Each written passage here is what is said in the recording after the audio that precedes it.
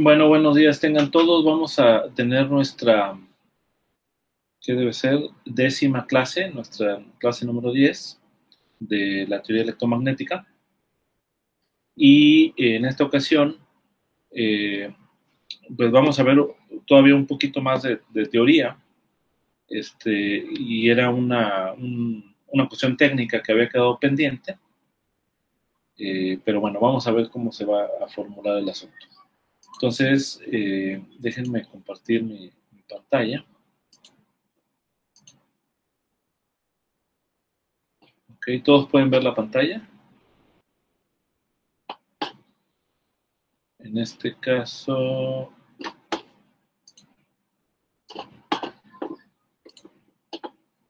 ahí pueden ver el OneNote.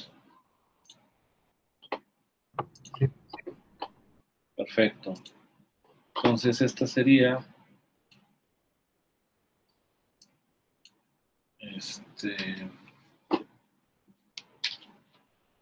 clase.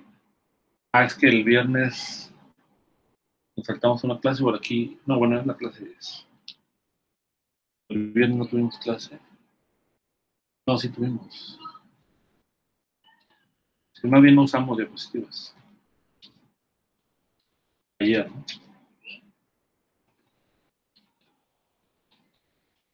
Okay. Bien. Entonces, okay.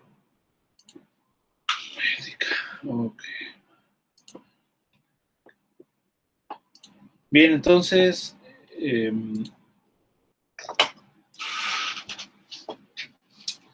entonces a lo que llegamos es a la teoría electrostática.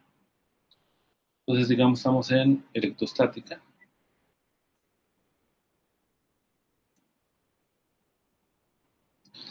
Y pues ya formulamos a través de este procedimiento de inducción lo que serían las, las ecuaciones gobernantes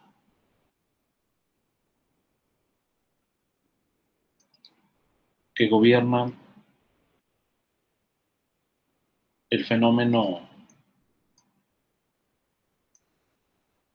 electrostático. O sea, ya fuimos de lo particular a lo general y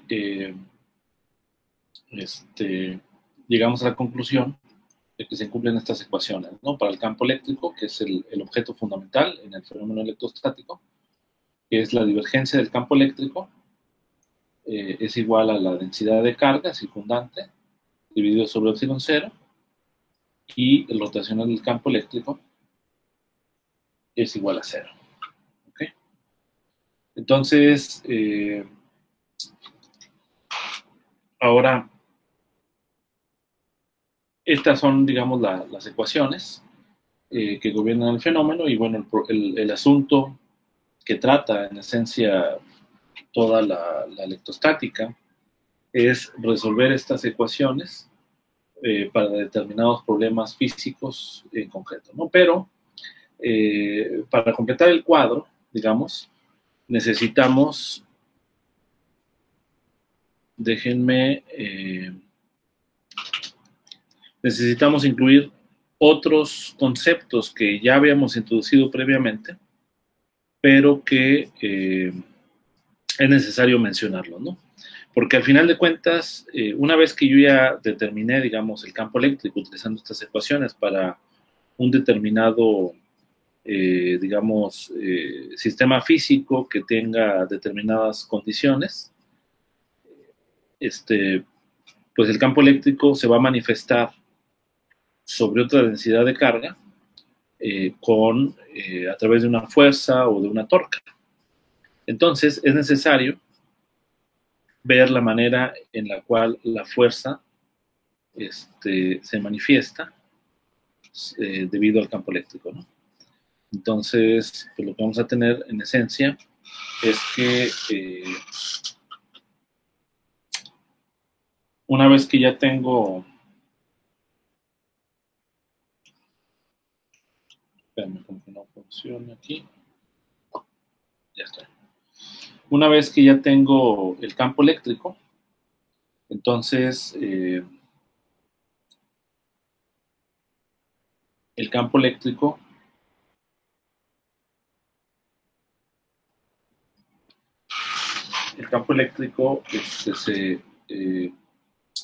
digamos, va a actuar sobre una distribución de carga que, para distinguirla de esta ρ,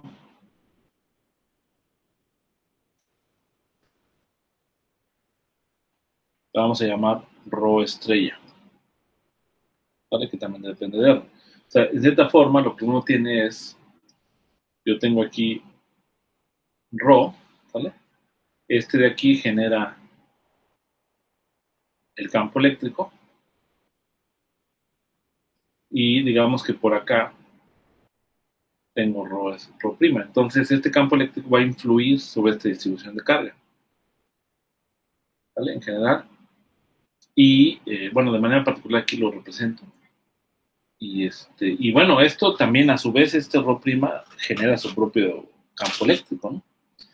De hecho, uno también puede tener la situación en que las líneas de campo eléctrico actúen sobre sí mismo, digamos, las líneas de campo generadas en esta región del cuerpo, de la densidad de carga, actúen sobre esta parte, ¿no? Depende un poco de la configuración, ¿no? Vamos a verlo más adelante. Pero bueno, por eso se distingue el ρ', ¿no? Porque digamos que sería sobre la densidad de carga que no corresponde con la densidad de carga que produjo este campo eléctrico. ¿Okay? Entonces, pues la fuerza, el campo eléctrico va a actuar sobre una distribución de carga ρ a través de una fuerza que generaliza la fuerza de Lorentz, ¿no?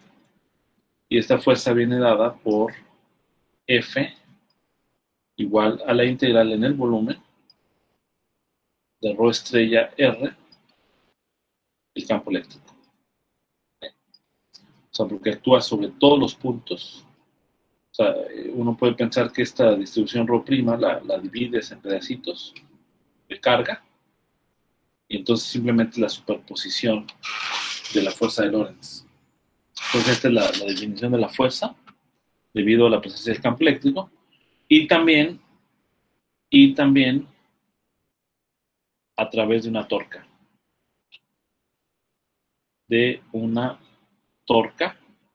Y esa torca viene dada por T3R, haciendo exactamente el mismo procedimiento. R, donde elijo el punto cero de la torca en R igual a 0, o sea, aquí es una convención, aunque lo puedes trasladar, ¿no? Sin problema. ρ', que depende de R, el campo eléctrico, ¿no? Y esta es la cantidad que tiene unidades de densidad de fuerza por unidad de volumen. Entonces, ρ cruz fuerza, digamos, nos va a dar la torca, ¿no?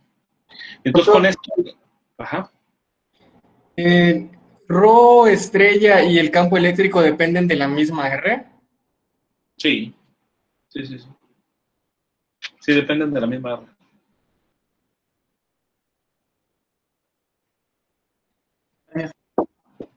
Profesor. ¿Hay alguna confusión al respecto de que dependen de la misma R? Sí, mi confusión viene en que ρ' es una distribución de carga. Sí. Pero está en un punto separado de nuestra primera distribución ρ. Entonces ahí viene mi confusión de que creo que el ρ' debería depender de la posición, pero de la misma superficie, por así decirlo, de donde se encuentra. Y siento que no es la misma que la de ρ. No, es que el campo producido por ρ, digamos, aquí genera estas líneas, y en efecto aquí va a haber un campo, ¿sale? Aquí va a estar el campo evaluado en R, ¿sale? Y aquí es donde está la distribución ρ, estrella, ¿sale? Okay. Sí, o sea, ese es el punto. Y Sí, es sí, exactamente lo mismo como cuando calculas la fuerza de Lorentz, que al final de cuentas la fuerza de Lorentz es el campo eléctrico en el punto donde está la carga Q. ¿Vale? Es el valor del campo eléctrico producido por lo que tú quieras, una distribución o cualquier otra cosa, pero este campo eléctrico lo tienes que evaluar en la posición donde está la carga Q. sí, doctor, muchas gracias, ya me quedó Profesor, claro. profesor, Abraham, no sé si era lo que decía Rogelio, pero creo que lo que se refería es que si esa rho estrella actúa sobre un R fuera de el objeto donde está rho estrella, la ajá, densidad sería cero. este, ah, tú dices que si vamos a decir que, eh, a ver nuevamente la pregunta. Que el argumento de rho estrella no debería ser una R prima o una R dentro de la otra superficie. Ok, ya entiendo. No, no, no, o sea, el rho estrella, digamos, pues está distribuido en esta región, en este dominio, digamos, del espacio, ¿no? Ahora, el campo eléctrico actúa, o sea, tiene un cierto valor en este dominio del espacio, ¿no? Entonces, bajo este argumento, digamos, de que la fuerza de Lorentz es el campo eléctrico actuando en donde está la carga, pues es exactamente lo mismo aquí, nada más que aquí tengo muchas carguitas, digamos, muchas cargas, muchos pedacitos de carga. Entonces aquí el campo eléctrico va a actuar sobre cada uno de esos pedazos de carga. Lo integro todo porque necesito sumar todas las fuerzas que actúan sobre toda esta distribución de carga. ¿Ok? Entonces, en efecto, es exactamente la misma posición. ¿Sale? Y algo que es de interés es que yo pudiera agarrar en algunos, más adelante vamos a ver esa situación, en que en realidad esta rho estrella y rho puede ser parte de la misma. Sí, a ver, traten de hacer un poco de abstracción y déjenme, de hecho, tomarlo para que vean esta situación que pudiera llegar a ocurrir.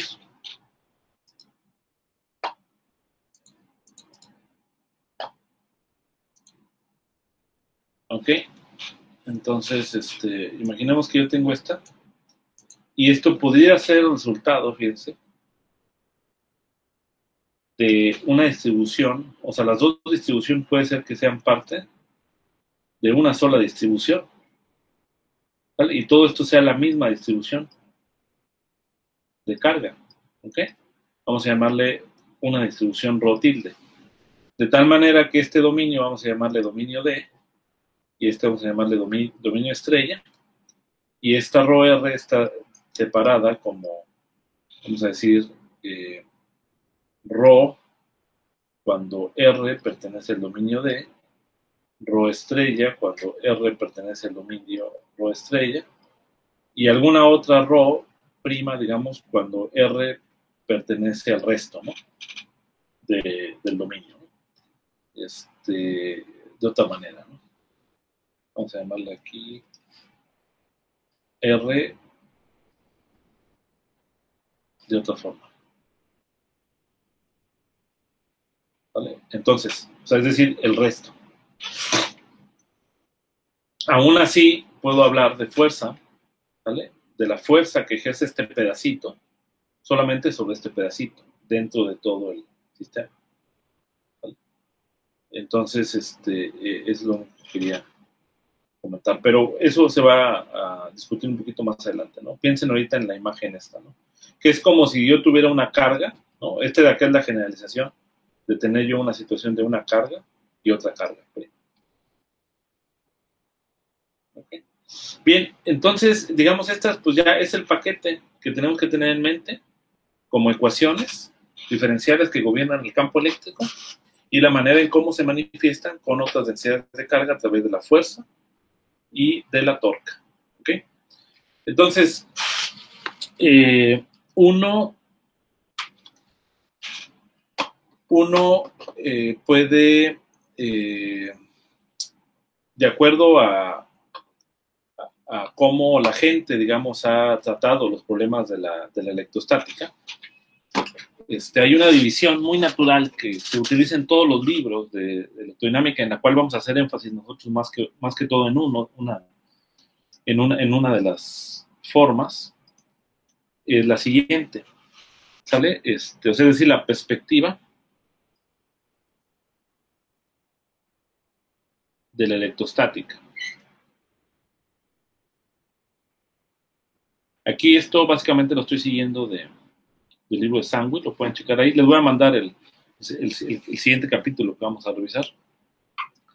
Y básicamente es el hecho de que, de acuerdo con Sommerfeld,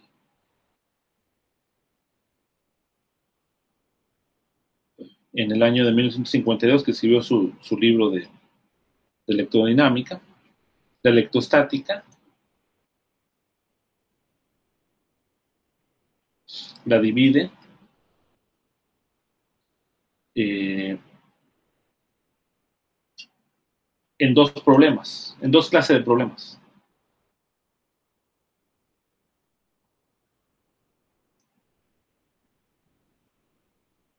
¿Ok?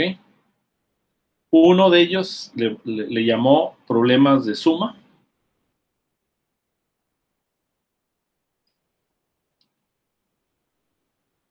Y el otro, problemas con condiciones a la frontera.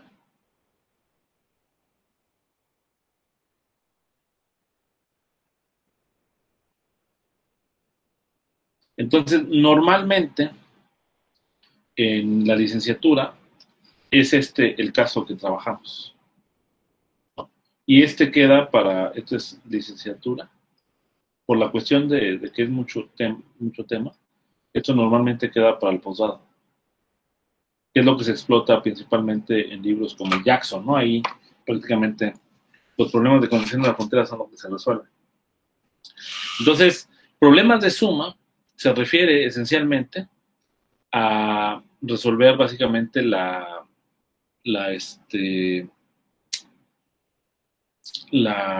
ley generalizada de Coulomb, ¿sale? O sea, la expresión para el campo eléctrico que se obtiene de la ley generalizada de Coulomb, que básicamente es esta situación. Una vez que tú especificas la densidad de carga, o sea, el caso 1, los problemas de suma,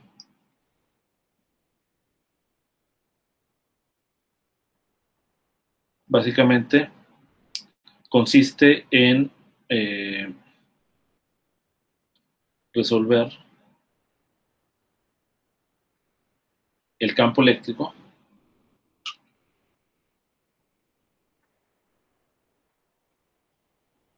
la posición R, una vez especificada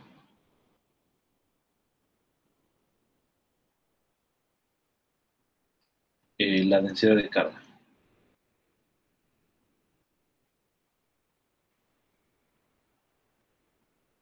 que produce el campo eléctrico. Entonces, cuando yo especifico esto en todo el espacio, pues ya, lo demás es simplemente aplicar la ley generalizada de Coulomb y ya, ¿no? O sea, resolver esa integral, ¿no? Que puede tener algunos detalles, entonces vamos a hacer ese tipo de problemas después de resolver el siguiente problema teórico. Y ya, ¿no? Entonces, y bueno, ya nada más comentar, pero pues no vamos a hacer mucho énfasis en eso, que los problemas con condiciones de la frontera son aquellos en donde ya la distribución de carga pues no está aislada, no está sola en el espacio, digamos, abierto hacia infinito, sino se encuentra con una frontera que puede ser que tenga propiedades, la frontera como un conductor o un dieléctrico, y que cumpla, cuando es un conductor, por ejemplo, la densidad de carga va a inducir una carga en el conductor, entonces uno no puede especificarla, necesita saber cuál es la geometría del conductor, o sea, de determinadas propiedades que tenga el conductor, o incluso el conductor podría tener carga, ¿no? Entonces, además de la carga que está encerrada, digamos, dentro del conductor, va a haber una carga inducida en el conductor extra a la carga que de por sí ya tenía. Entonces, se vuelve un problema más complicado, entonces necesitas considerar problemas con condiciones a la frontera, que es el segundo aspecto de los problemas de la electrostática, ¿no? Y bueno, entonces, pues nosotros nos vamos a quedar en problemas de suma, y muy poquito sobre condiciones a la frontera, pero bueno, quizás se toque un poco, ¿no? Algo. Bien, entonces, pues ya, digamos, especificado ese asunto, vamos a tener la siguiente consideración, o sea, la clase de problemas, de los problemas de suma, lo podemos ejemplificar así de manera esquemática, como si yo tenga aquí una densidad, ρ, pero fíjense, esta no es la generalidad, ¿no? O sea, yo dibujo esto, pero, o sea, esto puede tener un hueco, puede ser que tenga, que sean pedazos de densidad, o sea, yo puedo dibujar aquí el cuerpo, ¿no? Pero en realidad las situaciones pueden ser varias, ¿no? Yo puedo tener aquí un pedazo de densidad, o cargas afuera, una línea, puedo tener todas estas situaciones, ¿no? O todas al mismo tiempo, pues, ¿no? Entonces, pero el punto es que está especificada la densidad de carga, ¿ok? Entonces, está especificada. Y además, el otro asunto es que no hay otra cosa más, o sea, todo es lo único que hay en todo el espacio, ¿no? O sea, aquí, digamos, esta densidad de carga puede ser en todo el infinito, ¿no? Entonces, pues ya sabemos que las ecuaciones que gobiernan el sistema son estas, ¿vale? Y teóricamente, lo que hicimos para llegar a este postulado fue de lo particular a general, pero desde el punto de vista teórico uno tiene que preguntarse si una vez que ya llegué yo a esto, que es lo general, la pregunta es si yo puedo demostrar matemáticamente que de este par de ecuaciones, que son las que gobiernan el fenómeno el electrostático, ¿sale? Puedo demostrar la ley de Coulomb, ¿sale? O sea, es decir, el proceso inverso, ¿ok? Entonces, eso nos lo va a garantizar el teorema de Helmholtz, ¿no? Y como un corolario del teorema de Helmholtz, va a ser algo que podemos llamar, ahora ya no ley generalizada de Coulomb, sino teorema de Coulomb, ¿no? ¿Sale? Ese se puede plantear de esa forma. Entonces, el problema, para que quede claro, es, yo ya tengo estas ecuaciones, son lo más general, ¿cómo puedo hacerle para, a partir de este par de ecuaciones, demostrar, ¿sale?, la ley de Coulomb? ¿Sale? Porque, pues, teóricamente tenemos que ver que haya consistencia, ¿no? Entonces, la manera en cómo se demuestra eso es usando el teorema de Helmholtz. Entonces voy a tratar de ver la prueba así muy rápidamente en media hora y ya con eso terminamos, ¿no? Entonces, ¿qué consiste el teorema de Helmholtz? Bueno, lo pueden checar los detalles en las notas de preliminares matemáticos, ahí viene el detalle. Entonces, el teorema consiste en lo siguiente. Digamos que yo tengo un campo vectorial, ¿sale?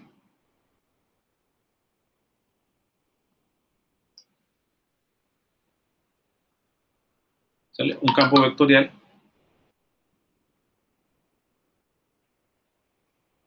en R3, ¿no? ¿Sale? Entonces, el punto fundamental es que C, bueno, campo vectorial, C hace un campo vectorial que, bueno, matemáticamente, si lo quieren ver así, este C debe ser por lo menos una vez diferenciable, ¿ok? Es decir, las derivadas parciales de sus componentes deben existir, ¿ok? Entonces, lo voy a poner aquí. Y bueno, hay otra serie de cosas, ¿no? Pero las derivadas parciales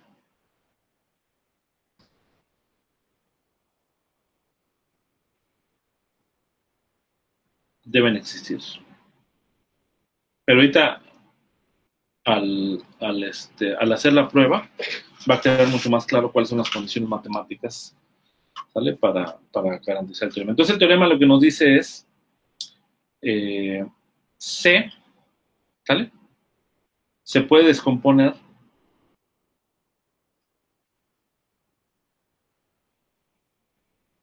¿sale? Como la suma de dos campos vectoriales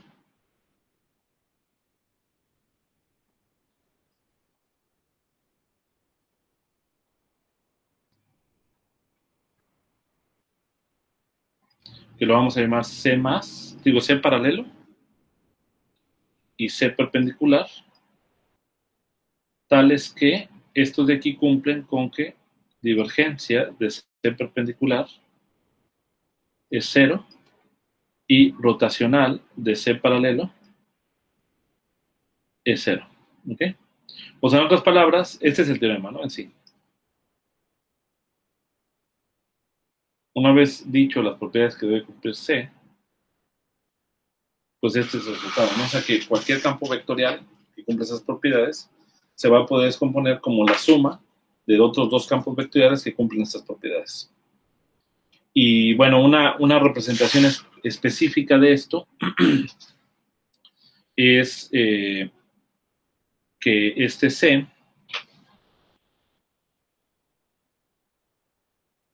¿sale? Bueno, este es un punto.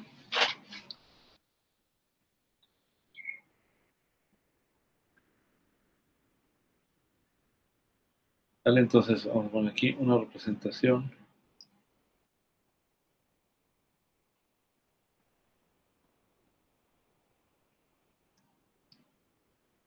de CDR, o sea, del campo, que va a ser de interés para lo de la ley de Coulomb, pues es que CDR se puede escribir como el rotacional de F menos el gradiente de omega. ¿Sí? Claramente, si tú te fijas, este de aquí tiene divergencia 0 y este de acá tiene rotacional 0. Divergencia 0 y este de acá tiene rotacional 0. ¿Ok? Entonces, pues,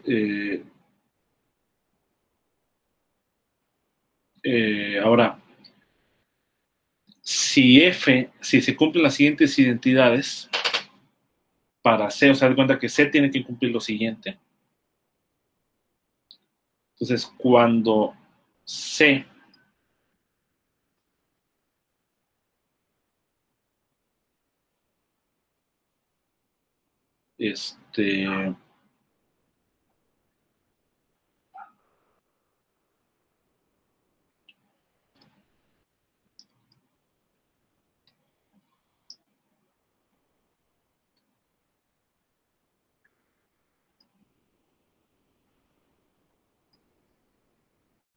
cuando las integrales que voy a poner a continuación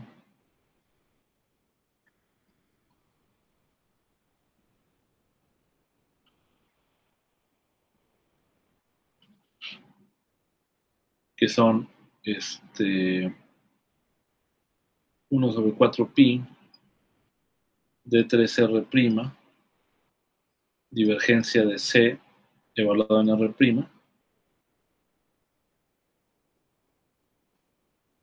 ¿sale? Y otra integral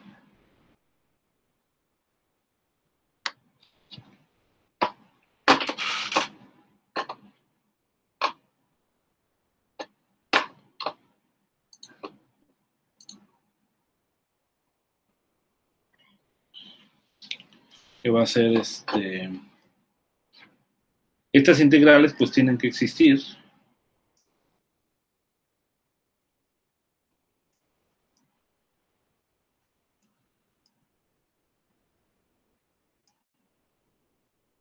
¿Ok? Entonces, claramente uno puede tomar, digamos, de aquí de estas representaciones que tiene el campo C y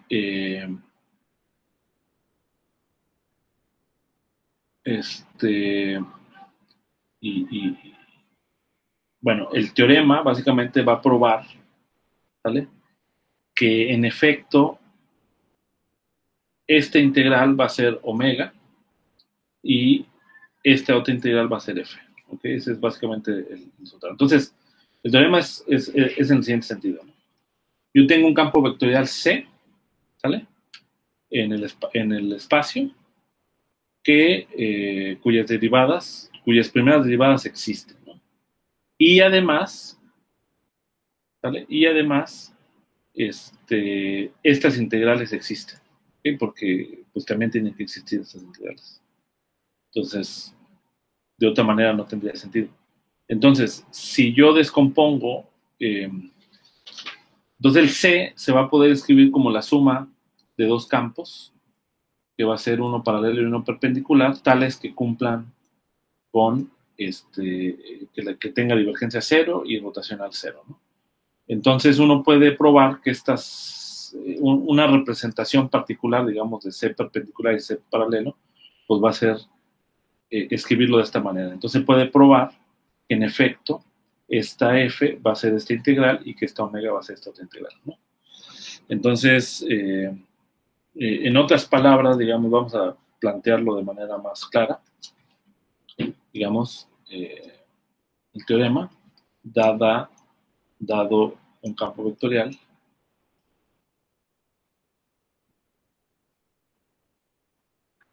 CR en el espacio, entonces CR lo puedo escribir como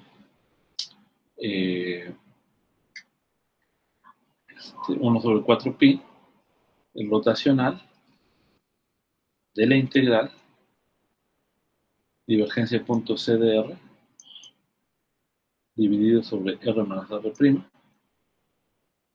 menos 1 sobre 4pi el gradiente integral de 3R' de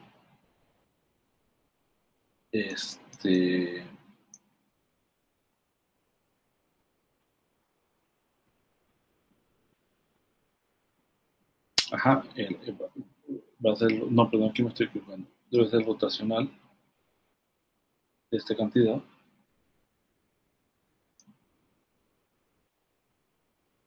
¿okay? Y luego va a ser el gradiente de esta cantidad.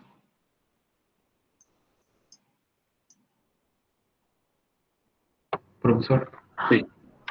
en la primera integral abajo es C de R o de R'. R'. Sí. Aquí de R'. Pues básicamente lo que nos está diciendo eso es de que si yo puedo dar rotacional de C en todo el espacio, ¿ok?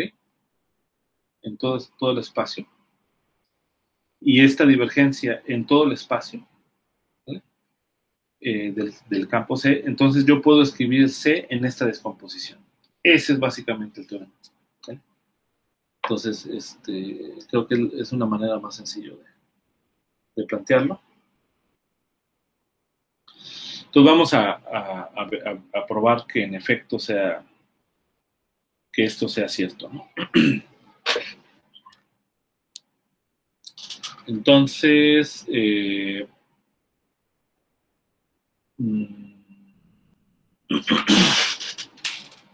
bueno, básicamente lo que se hace es agarrar el CR, voy a poner aquí prueba, agarramos el CR y lo escribimos de la siguiente manera: una integral en todo el espacio del mismo campo vectorial, pero respecto a la variable R', utilizando la delta de Dirac. Y ahora, esto pues es la propiedad de filtración de la función delta, y utilizo una identidad para la delta que probamos, o que mencionamos en las notas, que es 1 sobre 4pi, integral en el volumen del campo vectorial por el laplaciano. Acuérdense que el laplaciano de 1 sobre r menos r', multiplicado por menos 1 sobre 4pi, es exactamente una representación de la delta, ¿no? Entonces esto de aquí, pues no es más que una, ¿cómo se llama? Una identidad, ¿ok? Ahora, recordemos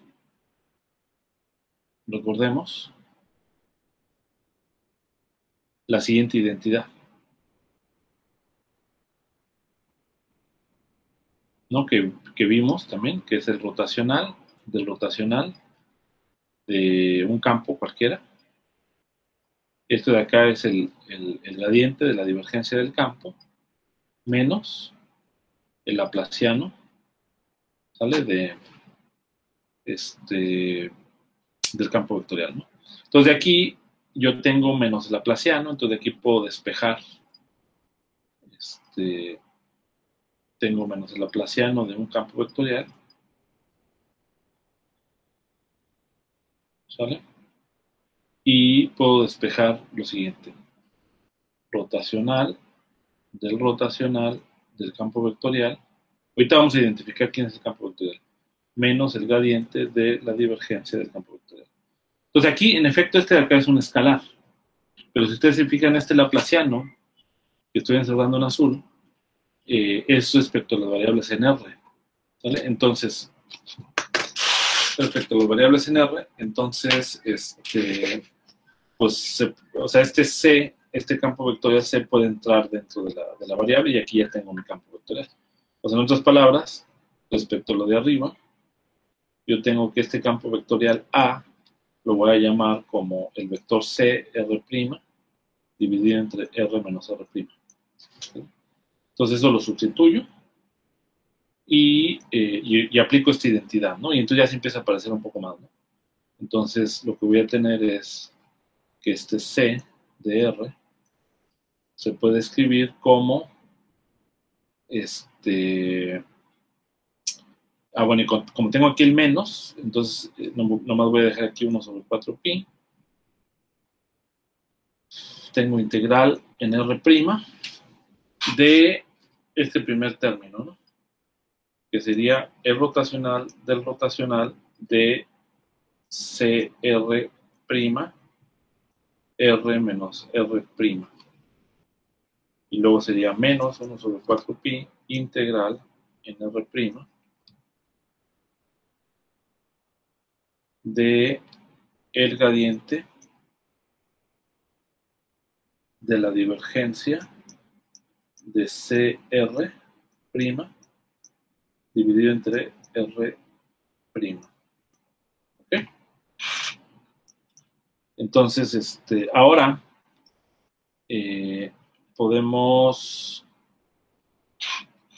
puedo sacar sin ningún problema uno de estos rotacionales porque estos actúan sobre las variables en R. Pero nada más voy a sacar uno, aquí el rotacional y aquí el gradiente. Entonces voy a escribir, de aquí voy a tener lo siguiente.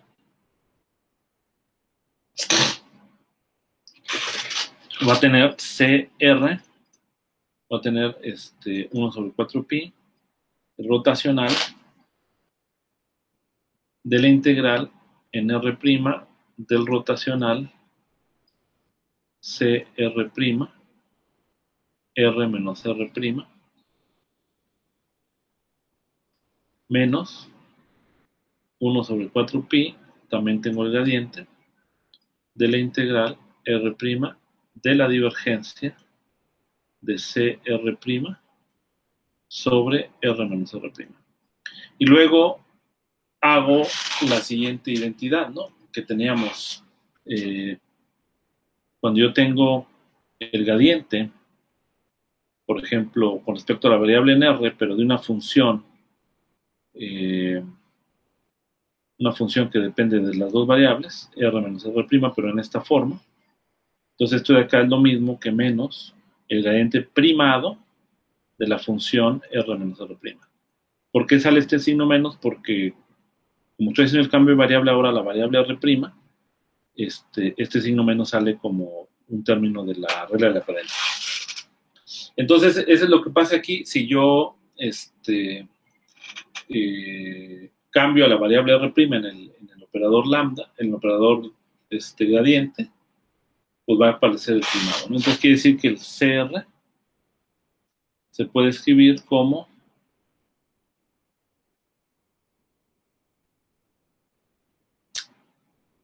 uno sobre 4pi rotacional de R' con un signo menos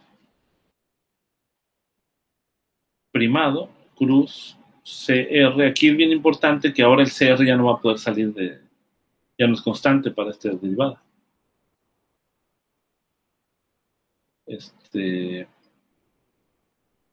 Así.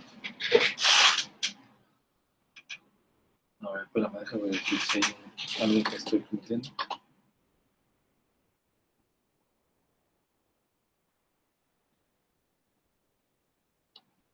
No, sí hay que ser cuidadoso aquí.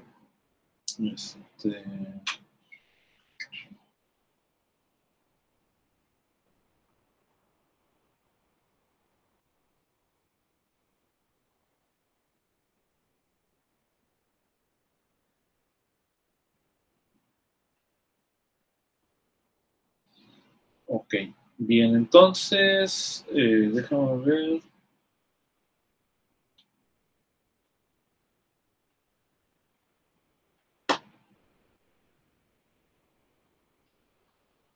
Si podemos hacer directamente esa identidad. Déjame borrar aquí un poquito.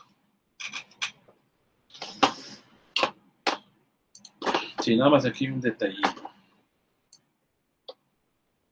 Déjame borrar.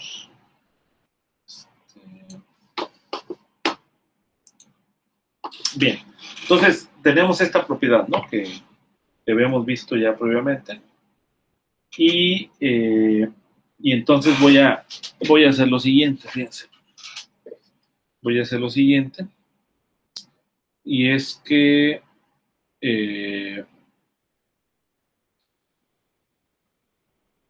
voy a relacionarlo con esta identidad, ¿no? O sea, digamos, yo tengo gradiente prima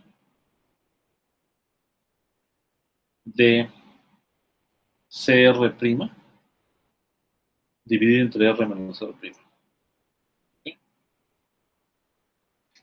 Entonces, este gradiente prima, pues lo voy a dividir en dos partes. Va a ser gradiente prima punto CR prima, o sea, divergencia, dividido sobre R menos R prima.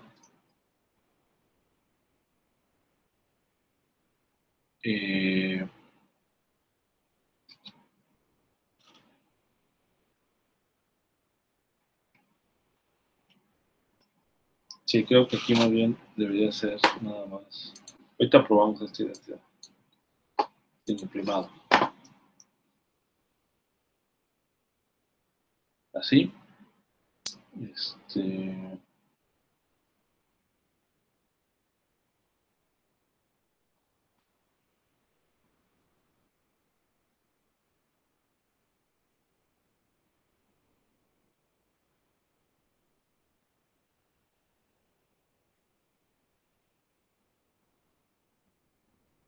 Ok.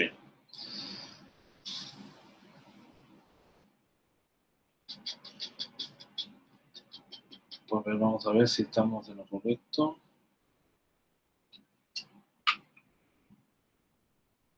Sí, déjenme les digo por qué es el asunto.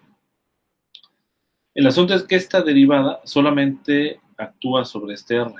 Entonces, en efecto, esto, propiamente hablando, debería ser así, ¿no? R', R menos R'. Antes de llegar a esta identidad que estoy poniendo acá, esto es lo mismo que C R' punto gradiente de la cantidad escalar que es R menos R'. ¿Vale? Entonces, aquí es donde aplicamos esta identidad, porque Sí, había que ser cuidadoso. ¿Por qué? Porque este de acá es un escalar, ¿no? Y este de aquí también es un escalar. Entonces, aquí sí podemos aplicar esa identidad y eso nos va a dar menos CR' punto gradiente prima. ¿Sí? De otra manera estaríamos creando términos que no van. ¿Vale? Y entonces nuevamente, pues ahora sí, divergencia de esta cantidad es igual a menos CR' punto gradiente primado. Y esto sí lo puedo relacionar con esto utilizando la regla de Leibniz, ¿no? Porque en efecto, el gradiente primado del producto, pues va a ser la divergencia del primero, ¿sale? Más este término, ¿no? Entonces ahí despejo. O sea, en otras palabras, si yo agarro divergencia de CR' de R menos R', esto de acá, pues va a ser divergencia del primero, R menos R', más CR' punto gradiente prima de 1 menos R'. ¿Vale? Y en efecto, este término que está acá es el que está aquí. Entonces lo despejo, ¿sale? Y entonces este lo paso de este lado. Y entonces en efecto puedo demostrar, como es un signo menos, puedo demostrar que este que está acá, que es igual a este, que es la divergencia, que es lo que aparece, digamos, en la integral, es exactamente lo mismo, que la divergencia de C de R', R menos R', menos Laplaciano, divergencia de CR' sobre R menos R', así. ¿Ok? Entonces ya, ahora sí ya podemos utilizar con tranquilidad esta identidad que está aquí. ¿Vale? Entonces eso lo sustituimos aquí, ¿ok? Y hacemos algo similar para el rotacional, ahí se los encargo. Lo pueden hacer exactamente en el mismo sentido, utilizando a lo mejor la Levi-Civita por el rotacional, sería más sencillo. Entonces, ¿qué quiere decir eso? Que pues yo puedo escribir el CR, retomando lo que estaba allá, como menos 1 sobre 4pi, el gradiente de esto que acabamos de mostrar, va a ser la integral en R, prima, el primer término es este,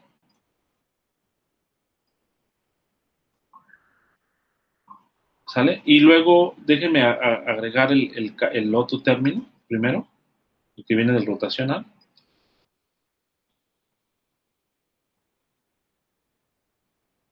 Fíjense aquí, estos ya son primados, ¿ok?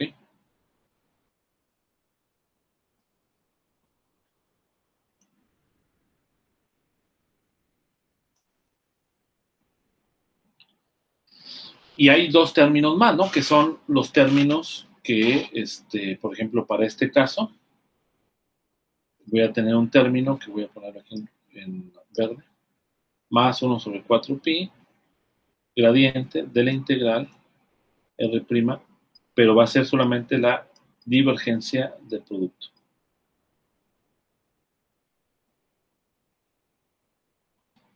Y de este lado también voy a tener otro término que va a ser similar, pero ahora va a tener signo menos a diferencia.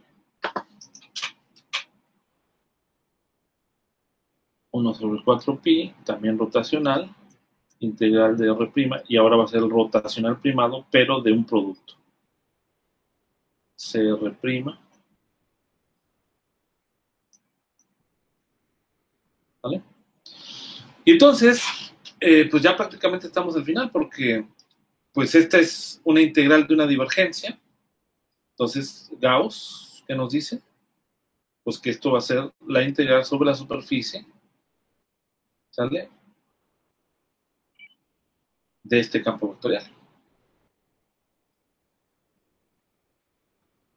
Y un teorema similar de Gauss que se puede encontrar, vimos una de las versiones, de Gauss, pues esto va a ser también similar, pero ahora una integral de superficie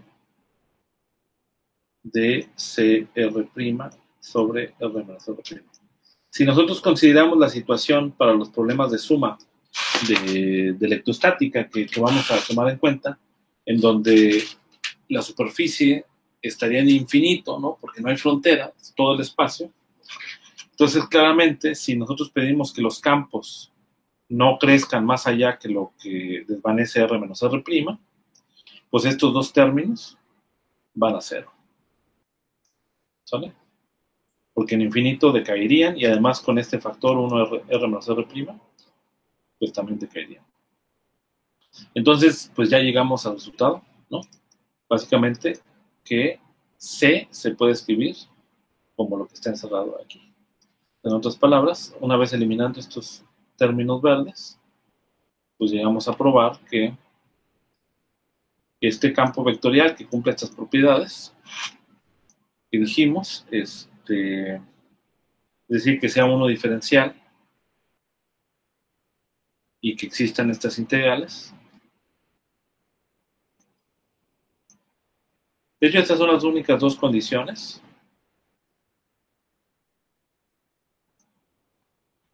¿Sale? Que se cumplen. Que se necesitan como hipótesis para demostrar el teorema. Ahora, como un resultado extra, es que estás haciendo una descomposición en dos campos, ¿no? Que sería este campo y este campo, uno que es libre de rotacional y otro que es libre de divergencia. ¿Ok? Esa es la ventaja. Ahora, uno podría decir que estos no son únicos, ¿no? Y bueno, hay un teorema de existencia que les voy a pedir, si quieren meterse en ese rollo, pueden revisar las notas para demostrar la unicidad, ¿no? Esto básicamente es lo que prueba la existencia, ¿no? De estos dos campos, libre de rotacional, libre de divergencia, ¿no? Y hay un teorema de unicidad que se puede verificar muy fácilmente. Se los encargo ahí de tarea, que lo chequen en las notas. Pero ya llegué a la expresión que me interesaba del teorema de Helmholtz, porque ahora lo voy a conectar justamente con el teorema, con lo que ahora voy a llamar yo teorema de Coulomb, o lo que es equivalente a la ley generalizada de Coulomb, ¿no? Déjenme ver nada más qué horas son. En 5 minutos se hace eso, básicamente. Bueno, pues simplemente aplicamos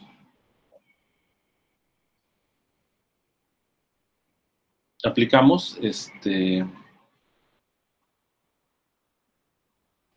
teorema de Helmholtz.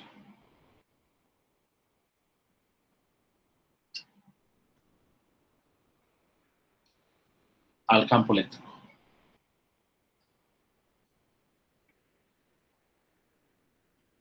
¿Vale?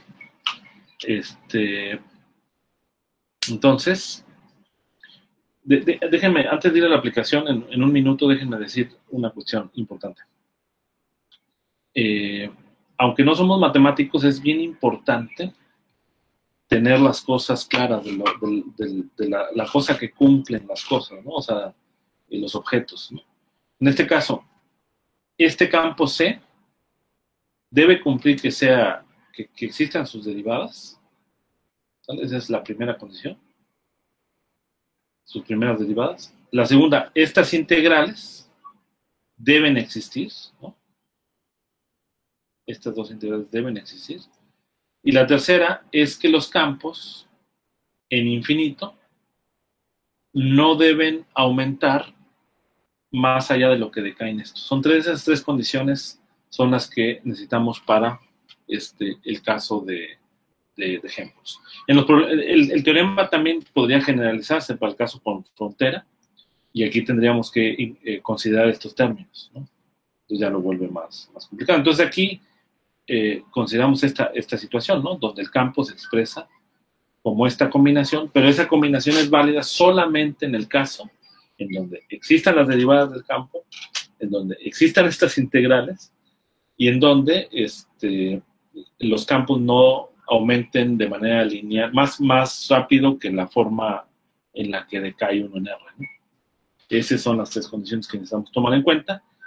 Y entonces, aplicando el teorema del campo al campo eléctrico, tenemos básicamente lo siguiente. Tenemos que el campo eléctrico E va a ser igual a menos 1 sobre 4pi gradiente de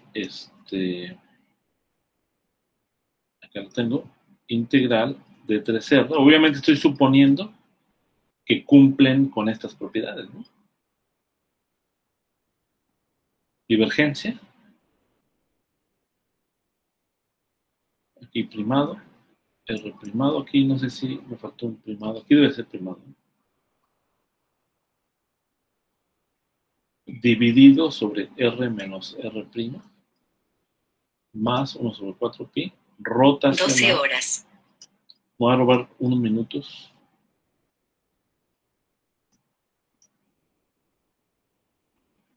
R menos R prima. Y entonces, ahora sí, esta es la aplicación. Y usamos las leyes, estas sí son leyes, o axiomas, si lo quieres matematizar en ese sentido, del campo electrostático.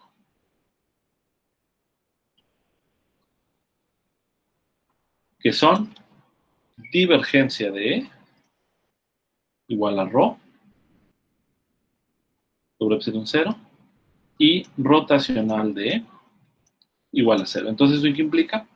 Que este segundo término es 0 y que aquí va a ser la divergencia, y entonces el campo eléctrico en R va a ser, con este epsilon de aquí, va a ser menos 1 sobre 4 pi epsilon 0 de la integral en R', de ρ R', aquí falta el gradiente, de R menos R'.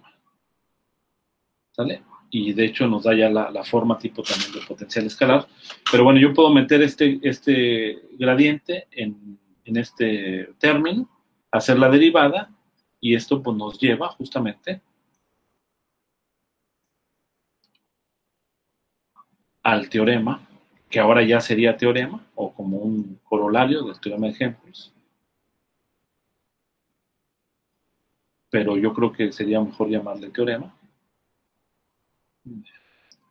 porque es tan importante, que sería ρ R', R menos R', de R menos R' al cubo, que es la ley generalizada de Coulomb.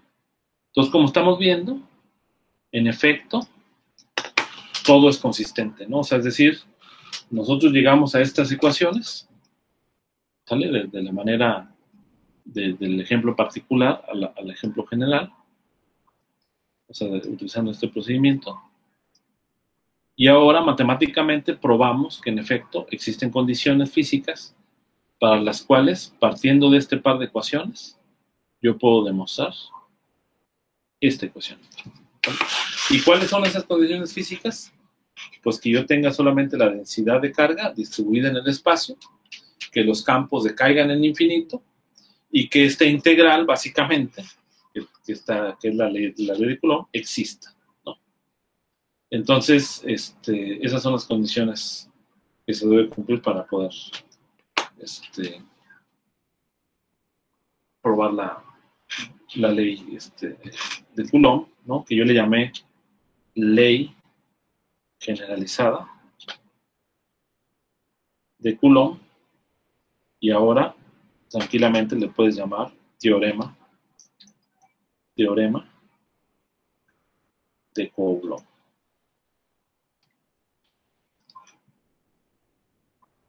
¿Alguna pregunta, jóvenes?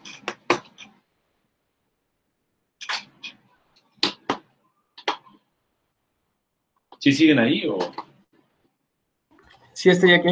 Pero a mí en un intervalo de tiempo, a partir de donde estuvo mostrando la propiedad de pasar de un de un gradiente al gradiente prima, ahí la señal se me fue y la pantalla se me puso negra y estuvo así descompuesta por un rato, pero ya Ok, para el final de la demostración ya volvió.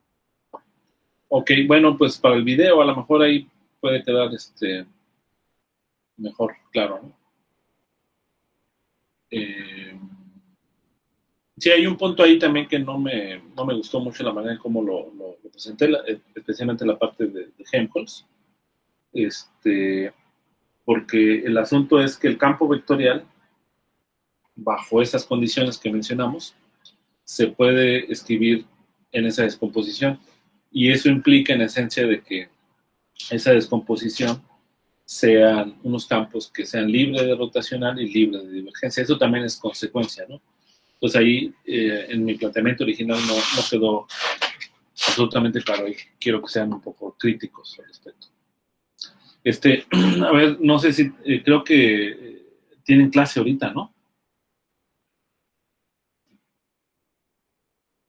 O si quieren hacer alguna intervención, a ver, este, Luis.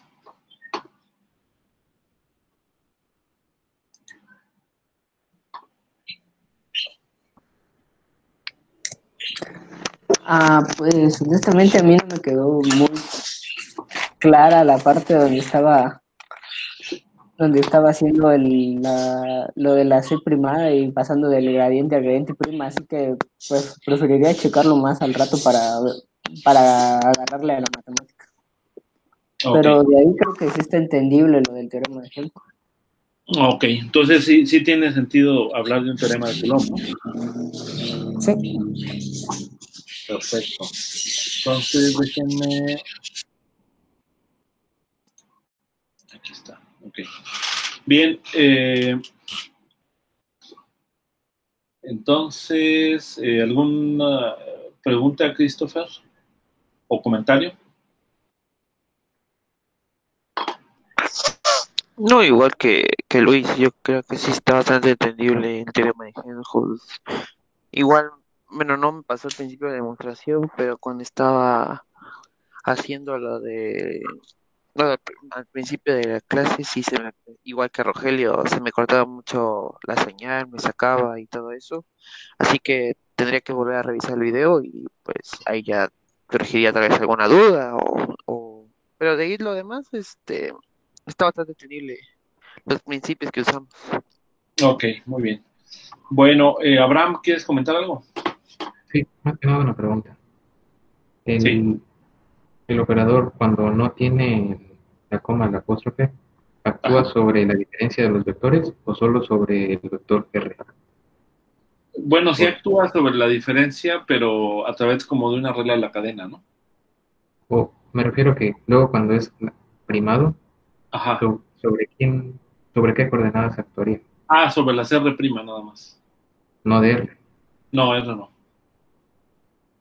Sí, sí, ya nada más sobre la R primada. Jesús. Buenas, yo tengo una duda. ¿Por qué podemos suponer que el campo vectorial CR que estamos obteniendo lo podemos ver como un producto de una divergencia y una resta de un rotacional? Ah, bueno, ese es el resultado del teorema. O sea, el resultado del teorema es que al final el campo vectorial lo puedes expresar como esa combinación, ¿no? Ahora, eh, pues piensa en la interpretación geométrica que tiene el rotacional y la divergencia, ¿sale? O el gradiente, más bien. El gradiente es un campo vectorial que digamos, sale, ¿no? Ahora sí que tiene divergencia, ¿no? En el sentido de que, digamos, como el campo eléctrico son líneas, ¿no? Y a diferencia, en el caso rotacional, pues no tiene divergencia.